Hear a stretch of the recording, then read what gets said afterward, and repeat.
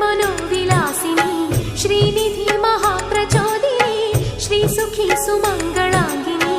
सर्व इष्ट सुप्रदायिनी ನಮ್ಮ ಮನೆಯಲ್ಲಿ ಬಂದು ನೆಲೆಸಮ್ಮ ಶಾರದೆ ಜೊತೆಯಲ್ಲಿ ಹಾಡಿನಲ್ಲಿ ಅಮ್ಮ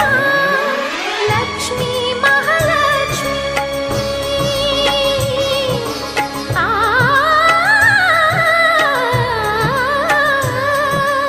ಲಕ್ಷ್ಮೀ ಮಹಾಲಕ್ಷ್ಮಿ